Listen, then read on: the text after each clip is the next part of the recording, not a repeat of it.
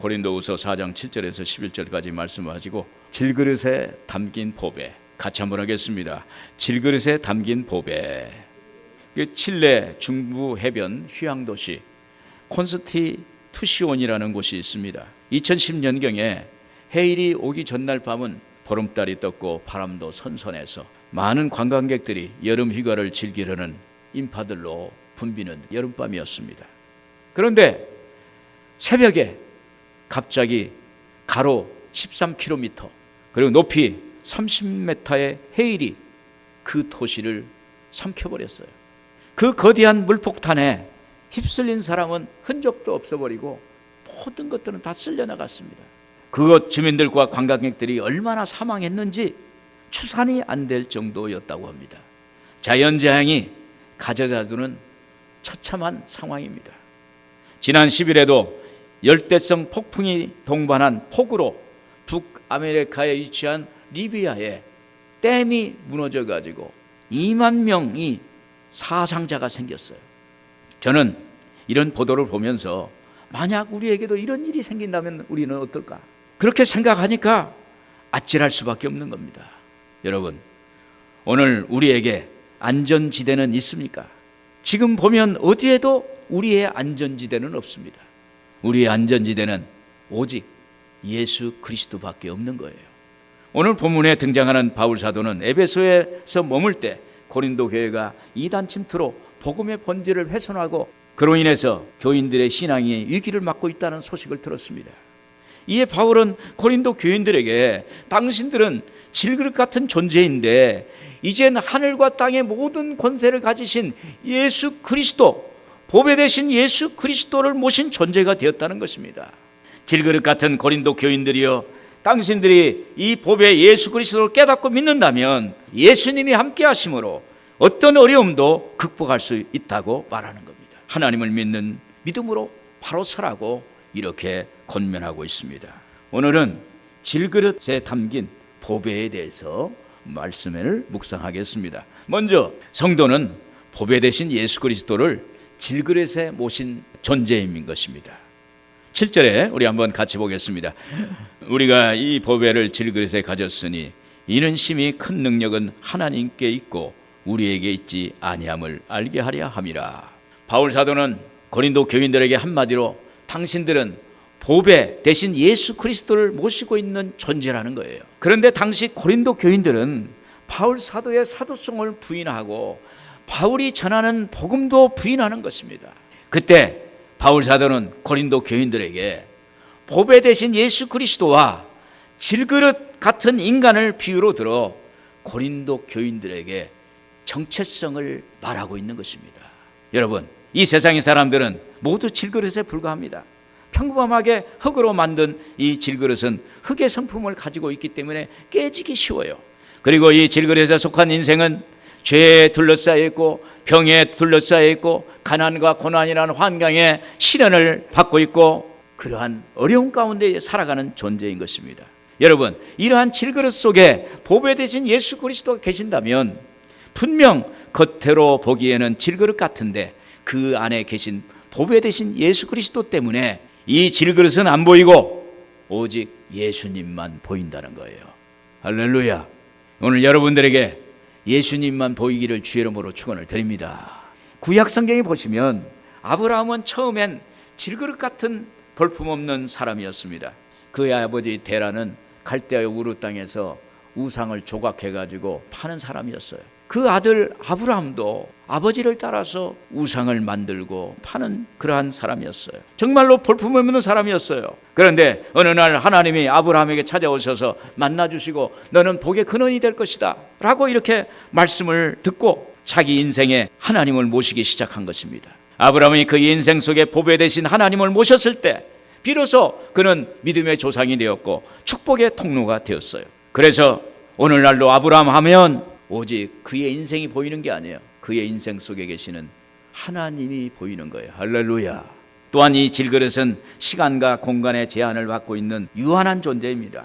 그러나 이 보배 되신 예수 그리스도께서 우리의 질그릇 안에 들어오시면 질그릇인 우리는 영혼이 잘 되고 범사가 잘 되고 강건한 존재가 되는 것입니다. 그래서 가난하면서도 주 안에서 부유한 존재가 된 것에 감사하고 슬픔 가운데 있으면서도 주 안에서 기뻐하는 존재가 되는 것입니다. 고린도후서 6장 8절 10절에 보시면 영광과 욕됨으로 그러했으며 악한 이름과 아름다운 이름으로 그러했느니라. 우리는 속이는 자 같으나 참되고 무명한 자 같으나 유명한 자요 죽은 자 같으나 보라 우리가 살아있고 징계를 받는 자 같으나 죽임을 당하지 아니하고 근심하는 자 같으나 항상 기뻐하고 가난한 자 같으나 많은 사람을 부요하게 하고 아무것도 없는 자 같으나 모든 것을 가진 자로다. 할렐루야. 이것이 오늘날 예수 믿고 질그릇하게 보배 대신 예수 그리스도를 받아들인 그리스도인의 모습인 것입니다.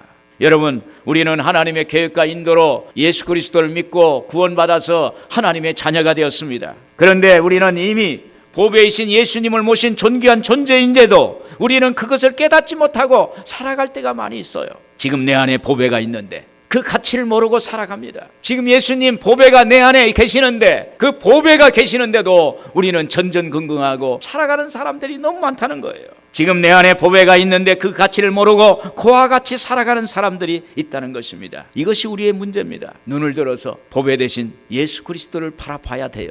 거기에 우리가 있는 거예요. 할렐루야. 예수 안에 우리가 있고 우리가 예수를 모시는 질그릇이기 때문에 예수님 보면 거기에 우리가 있어요. 할렐루야. 내가 어떤 사람인가를 알아보는 방법이 있다고 합니다. 그것은 우리가 어디에 시간을 들이고 어디에 물질을 들이고 있는가에 따라서 결정이 된다는 거예요. 내가 세상적인 것에 관심을 갖고 시간과 돈을 쓰면 세상적인 사람이 되는 것입니다. 그러나 내가 하나님이 원하시고 기뻐하시는 것에 관심을 갖고 거기에 시간을 쓰고 물질을 쓰면 하나님의 사람이 되는 것입니다. 예수님 말씀에 관심을 갖고 말씀을 묵상하는데 시간과 물질을 쓰는 사람은 그 안에 예수님을 모신 사람이에요. 여러분, 예수님은 말씀으로 오셨어요. 예수님은 이 땅에서 떠나실 때 우리에게 뭘 주고 가셨어요? 말씀을 주고 가셨어요. 말씀이 예수님이에요. 그 약속의 말씀을 붙잡는 것은 예수님 붙잡는 거예요. 말씀 우리 마음에 심겨 놓는 것은 보배 되신 예수님을 우리 질그릇 가운데 모시는 거예요. 할렐루야. 요한복음 1장 14절에 그랬습니다. 말씀이 육신이 되어 우리 가운데 거하심에 우리가 그의 영광을 보니 아버지의 독생자의 영광이요 은혜와 진리가 충만하더라. 요한복음 1장 4절에 그 안에 생명이 있었으니 이 생명은 사람들의 빛이다. 여러분, 보배 대신 예수님 모신 성도는 그 안에 말씀이 있는 것입니다. 말씀 안에 생명이 있었으니 우리 안에 생명의 빛이 들어온 거예요. 오늘 여러분 안에 생명의 빛이 있는 거예요. 여러분은 어디 가면 그러잖아요. 오늘 선생님 얼굴에 빛이 납니다. 저도 어디 가면 그래요. 목사님 얼굴에 이렇게 광채가 나요. 근데 예수님이 내 안에 계시기 때문에, 예수님의 말씀이 내 안에 있기 때문에, 그 안에 말씀 안에 생명이 있었으니 이 생명은 사람들의 빛이다. 예수 생명이 우리 안에 있어서 거기에 하나님의 빛을 드러내는 것입니다. 갈라디아서 6장 7절에 그랬습니다. 하나님은 업신여김을 받지 아니하시나니 사람이 무엇으로 심든지 그대로 거두리라. 우리의 심령에 예수님의 말씀이 심기면 말씀의 열매가 맺어요. 말씀을 통해서 우리에게 건강을 주십니다. 말씀을 통해서 우리 영이 새로워집니다. 말씀을 통해서 우리를 치유해 주십니다. 말씀을 통해서 우리를 축복해 주십니다. 말씀을 통해서 우리 안에 있는 어둠의 세력을 몰아치십니다. 우리가 질그릇 가운데 예수님, 보배 되신 예수님이 우리 안에 계시기 때문에, 말씀으로 오신 예수님, 성령의 영으로 오신 예수님, 그 예수님이 우리와 함께 하실 때 우리는 이 세상에서 예수님 때문에 가치 있는 인생을 살게 되는 것입니다. 여러분을 보면 예수님 모신 그릇입니다. 예수님만 계시면 되는 거예요. 성경에 금도 내 것이요 은도 내 것이라고 그랬어요. 오늘 예수님이 하늘과 땅의 모든 권세를 다 가지고 있어요. 보배 되신 예수님이 우리 질그릇 안에 계시면은 우리는 세상의 모든 것을 다 갖고 있는 거예요. 오늘 여러분들에게 그러한 역사의 길을 주의 이름으로 축원을 드립니다. 성도는 어떻게 살아야 할 것인가를 항상 생각을 해야 됩니다. 8절 9절에 보겠습니다. 우리가 사방으로 우겨쌈을 당하여도 쌓이지 아니하며 답답한 일을 당하여도 낙심하지 아니하며 박해를 받아도 버림받지 아니하며 거꾸리 뜨림을 당하여도 망하지 아니하고. 사도 바울은 1차 선교부터 3차 선교 여행까지 어려운 환경과 상황을 극복하면서 하나님의 뜻을 이루을 수 있었던 것은 그 안에 보배 되신 예수 그리스도를 모시고 있었기 때문에 가능한 것이었어요. 바울은 고린도 교인들에게 우리가 믿기 때문에 많은 어려움이 있을 수 있으나 결국 하나님이 우리를 도와주시기 때문에 우리는 할 수 있다. 어려움을 극복할 수 있다. 이런 말씀을 하는 것입니다. 여기서 바울이 우리가 우겨싸움이라는 것은 원문을 볼 때 짚을 짜기 위해 포도를 짓누르는 것을 말하는 것이에요. 그러니까 환난과 고통이 사방에서 성도를 압박할 때 마치 포도를 짜듯이 눌린다는 것입니다. 그런데 하나님을 의지하는 자는 아무리 우겨싸움을 당하여도 결코 질식되지 않는다는 거예요. 왜 그래요? 예수님이 계시기 때문에. 할렐루야. 엘리사 시대 때 아람 왕이 엘리사를 없애야 국가 기밀을 노출이 안 된다 생각해서 엘리사를 잡아 죽이겠다고. 그래서 엘리사가 어디 있느냐? 그러니까 도단성에 있습니다. 그래서 도단성에 아람 군대를 다 보내서 엘리사를 잡으려고 포위를 했어요. 근데 아침에 엘리사의 종 게하시가 눈을 들어서 이렇게 보니까 아람 군대가 이 도단성을 몇 겹으로 포위하고 있어요. 그래서 게하시가 놀래가지고 엘리사에게 가서 엘리사 선생님 저 보십시오.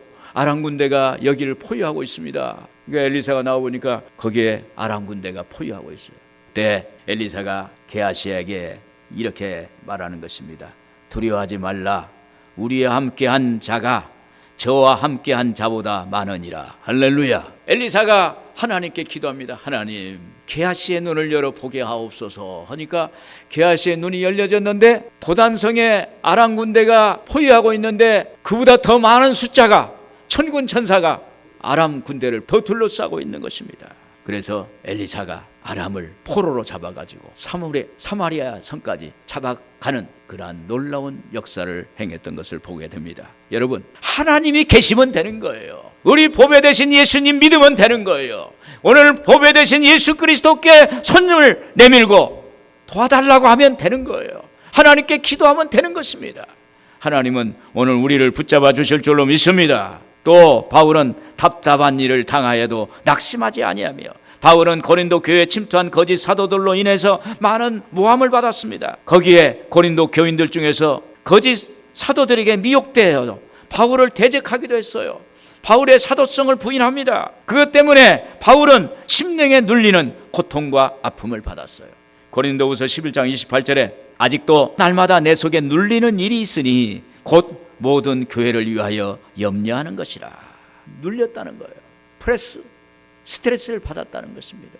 답답한 일, 적군에 포위되어도 일체 빠져나갈 수 없는 그런 막막한 상태, 그걸 말하는 거예요. 사도행전 16장에 보면 바울과 실라가 빌립보에 가서 복음을 전도하는 중에 귀신 들려서 돈을 벌어서 점치는 귀신을 쫓아내버렸어요. 그러니까 돈 버는 여종의 주인들이 바울과 실라를 고소해가지고 감옥에 쳐넣고 매를 때리고, 그래서 이제 죽을 지경입니다. 이제 다음 날이면 재판을 받아서 처형당하는 그러한 어려운 가운데 있습니다. 깊은 밤중에 바울과 실라는 일어나서 하나님께 찬양하고 하나님께 기도했습니다. 간절히 기도했더니 갑자기 감옥에 땅이 흔들리면서 지진이 일어나가지고 감옥문이 다 열리고 거기에서 자유함을 얻게 되는 놀라운 역사가 나타났습니다. 여러분, 답답한 일을 당하면 앞뒤가 다 막힌 거예요. 그러나 하늘 문은 열려 있는 거예요. 할렐루야. 그때 하나님의 역사가 일어나서 거기에 기적이 일어나는, 땅이 갈라지는 기적이 일어난 것입니다. 여러분, 진퇴양난일 때 하늘은 열려 있다는 사실을 믿기를 바랍니다. 미국의 오랄로우치 목사님은 이런 말을 했어요. 인간의 끝은 하나님의 시작이다. 오늘 우리가 절망이다, 우리가 정말로 끝이다, 우리가 정말 어렵다, 그것은 하나님이 일하시는 시작점이라는 거예요.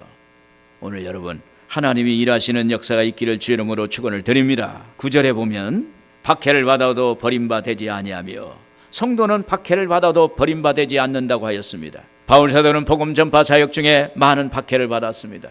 고린도후서 11장 23절 24절에 보면 내가 수고를 넘치도록 하고 옥에 갇히기도 하고 더 많이 하고 매도 수없이 맞고 여러 번 죽을 뻔하였으나 유대인들에게서 40에서 하나 감한 매를 여러 번 맞았으며 3번 태장을 맞고 1번 돌로 맞고, 사도 바울은 복음을 전하다가 이렇게 고난을 많이 받았습니다. 그런데 하나님이 보배 되신 예수 그리스도가 바울과 함께 계시기 때문에 그는 못 쓰는 물건처럼 버림을 받지 않고 하나님의 은혜로 하나님의 귀한 복음사에게 쓰임을 받을 수가 있게 된 것입니다. 오늘 여러분, 보배 되신 예수님 붙잡으면 우리가 못 쓰는 물건처럼 그냥 한번 버리고 끝나는 게 아니에요. 하나님은 우리를 붙잡아 주시고 세워주시고 회복해 하시고 우리를 새롭게 하는 놀라운 역사를 행해 주실 줄로 믿습니다. 그리고 거꾸로 어떠문을 당하여도 망하지 아니하고 그랬습니다. 이 말씀은 성도가 죄로 실족하여 넘어진다는 의미일 수 있습니다. 대적들이 밀어서 넘어뜨린다는 의미입니다. 다시 일어서기 어려운 절망적인 상황입니다. 그러나 성도는 어떤 이유로 넘어질지라도 결코 망하지 않는다는 것입니다. 로마서 8장 35절 표준 성경에 보면 누가 우리를 그리스도의 사랑에서 끊을 수 있겠습니까? 환난입니까? 공고입니까? 핍박입니까? 굶주림입니까? 헐벗음입니까? 위협입니까? 또는 칼입니까? 여러분, 우리가 이 세상 살면서 우겨쌈 당하고 답답한 일을 당하고 핍박을 받고 거꾸림을 당할 수가 있습니다. 그러나 보배이신 예수 그리스도, 그분을 믿고 그분을 의지하고 나가면 결국 하나님께서 우리를 이기게 하시고 그 어려움을 극복하게 하시고 그 어려움을 뚫고 나갈 수 있는 하나님의 복을 주실 줄로 믿습니다. 7절에 그랬습니다. 이는 심히 큰 능력은 하나님께 있고 우리에게 있지 아니함을 알게 하려 함이라. 여러분, 큰 능력은 하나님께 있어요. 오늘 그 능력 갖고 계신 하나님, 보배 되신 예수 그리스도, 그분을 붙잡기를 주의 이름으로 축원을 드립니다. 힐튼 호텔을 세계적인 호텔로 만든 힐튼은 어렸을 적에 가난한 상인의 아들로 태어났다고 합니다. 힐튼은 어린 시절 어머니가 항상 이런 말을 하는 것을 듣고 자랐습니다. 네가 장성하면 엄마인 나도, 내 아버지도, 내 형제들도 모두 다 너를 떠날 것이다. 그때 너는 혼자가 될 것이다. 그때 너 혼자 있는 것이 아니다. 너와 함께 동행하시는 예수님이 내 옆에 계신단다. 그러니 그리스도께 모든 염려를 맡겨라. 그러면 그분이 내게 힘을 주실 것이다. 이런 말을 듣고 자랐답니다. 근데 당시 그가 어려서 어머니의 말씀을 이해하지 못했다고 합니다. 그때 힐튼은 사업을 시작하고 처음으로 호텔이 파산하게 되었을 때 내 머릿속에는 지난날 이해하지 못했던 어머니의 말씀이 떠올랐다. 그래서 나는 그 말씀을 의지해서 어려운 문제에 항복하지 않고 예수님께로 달려가 내 문제를 아뢰었다. 그랬더니 예수님이 도움의 손길로 도와주셨다. 할렐루야. 보배 되신 예수 그리스도를 모시고 기도하면 하나님이 반드시 응답해 주세요. 반드시 길을 열어주세요. 반드시 해결해 주세요. 여러분, 우겨싸움을 당하고 답답한 일을 당하고 박해를 받고 거꾸림을 당할 때 보배 예수님을 붙잡아야 돼요. 그분께 어려운 문제를 드러내고 내 어려움을 그분에게 호소할 때 그분이 일하시는 거예요. 그래서 우리는 그분이 일하실 수 있도록 자리를 내어드리는 거예요. 또 일할 수 있도록 그분을 높여드리는 거예요. 그때 우리 주님은 역사해 주시고 우리의 기도에 응답해 주실 줄로 믿습니다. 끝으로 성도는 예수님의 십자가의 은혜를 잊지 말아야 됩니다. 10절에 같이 보겠습니다. 우리가 항상 예수의 죽음을 몸에 짊어짐은 예수의 생명이 또한 우리 몸에 나타나게 하려 함이라. 여기서 우리가 항상 예수의 죽음을 몸에 짊어짐은 바울이 어디로 가든지 어떤 상황에 처하든지 항상 죽음의 고통이 지니고 다녔다는 것을 말합니다. 예수의 죽음을 몸에 짊어짐은 십자가를 말합니다. 또 몸에 짊어진다는 것은 예수 그리스도의 고난에 참여하는 것을 말합니다. 이것은 예수님의 삶에 철저하게 자신의 삶을 적용하고 실천해 가는 것입니다. 갈라디아서 6장 17절에 내가 내 몸에 예수의 흔적을 지니고 있노라. 또 바울은 갈라디아서 2장 20절에 이렇게 말합니다. 내가 그리스도와 함께 십자가에 못 박혔나니 그런즉 이제는 내가 사는 것이 아니요 오직 내 안에 그리스도께서 사시는 것이라. 바울 사도가 이토록 십자가를 지고 십자가를 부르짖는 이유는 무엇일까요? 바울 사도는 그리스도의 잊을 수 없는 십자가의 은혜를 받았기 때문입니다. 은혜를 받기 전에는 세상적인 기준, 윤리적인 기준으로 사람을 판단했습니다. 그래서 그는 예수 믿는 사람을 박해하고 교회를 속박하고 그 사람을 죽이기까지 했습니다. 그랬던 그가 부활의 주님을 처음 만난 다메섹 도상에서 예수님을 만났어요. 자기는 죽을 수밖에 없는 존재입니다. 그런데 하나님의 은혜로 하나님께서 구원해 주시고 하나님 자녀 삼으시고 더 나아가서 사도로서 하나님의 일을 할 수 있는 축복을 받게 된 것입니다. 그래서 십자가의 은혜를 받은 거예요. 그래서 그는 항상 십자가를 바라보고 십자가를 생각하고 십자가를 자기의 삶에 적용하고 그러한 인생을 살게 된 것입니다. 그런데 그가 전도해서 개척했던 교회들이 배반하고 자기를 대적했을 때 무척 괴로웠을 것입니다. 그토록 생명과 온 힘을 다해서 영혼을 구원했건만 자기를 배반한 것은 넘어갈 수가 있는데 예수를 배반한 것은 도저히 받아들일 수가 없는 거예요. 예수를 왜 배반하느냐 말이에요. 바울을 배척할 수는 있으나 바울이 전한 복음, 바울이 전한 예수 그리스도를 배척하고 배반한 것은 도저히 수용할 수 없고 용납할 수가 없는 것입니다. 그때 그는 그리스도의 십자가를 생각했습니다. 십자가를 생각하니까 그 아픔을 참을 수가 있습니다. 기다릴 수가 있는 거예요. 이해할 수 있는 것입니다. 그래서 바울은 고린도 성도들에게 편지를 쓰는 것입니다. 이어서 바울은 예수의 생명이 또한 우리 몸에 나타나게 하려면이라고 그랬습니다. 바울이 날마다 주의 복음을 위해 죽음의 고통에 몸소 참여하고 있는 것은 예수의 생명을 몸에 나타나게 하기 위함인 것입니다. 이것은 바울 자신의 생명이 예수님께서 구원해 주신 생명이며 예수님께 속한 생명이라는 것입니다. 그러므로 그리스도인들은 예수 그리스도의 죽음에 참여함으로써 하나님에 의해 그리스도의 부활의 능력을 체험하게 되는 것입니다. 오늘 여러분 예수님의 십자가의 죽음을 체험하고 그것을 잘 감당하면 하나님께서 예수 그리스도의 부활의 능력을 체험하게 하는 역사를 행해 주실 줄로 믿습니다. 윈터 앤 미의 저자 김춘근 교수가 있습니다. 그분은 60대에 척수암 진단을 받았고 항암과 방사선 치료로 많은 고통을 받았어요. 극심한 고통의 과정을 겪으면서 그때 하나님께 매달렸어요. 하나님은 하나님 자녀에게 감당할 만한 그 고통을 허락하신다고 하셨는데 저는 감당할 수가 없습니다. 차라리 저를 데려가시든지 아니면 이 고통을 없애주시든지 그렇게 해주세요. 그러면서 얼마나 울었는지 모릅니다. 고통에 지쳐서 누워있는데 꿈속에서 하나님의 음성이 들렸어요. 춘구나 고통을 피하지 말고 십자가를 끌어안아라.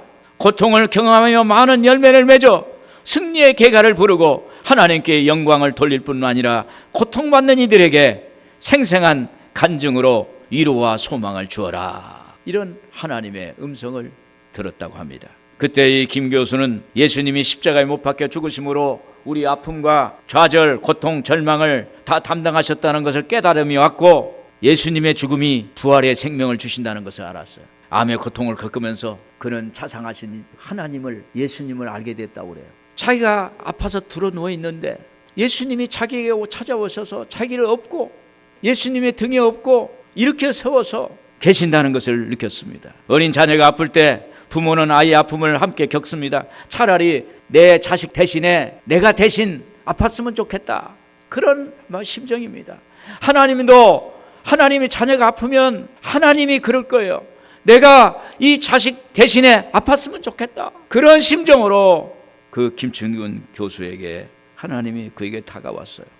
하나님도 그분 자녀가 고통 속에 신음할 때 깨신다는 것을 알았어요. 나무가 추운 겨울을 지나야 봄을 맞이하듯 하나님의 자녀도 고통을 겪으면서 신앙의 성숙과 성장을 가져온다는 것을 알았다고 합니다. 그리고 나서 병으로부터 고침받았다고 이런 간증을 하는 것을 봤습니다.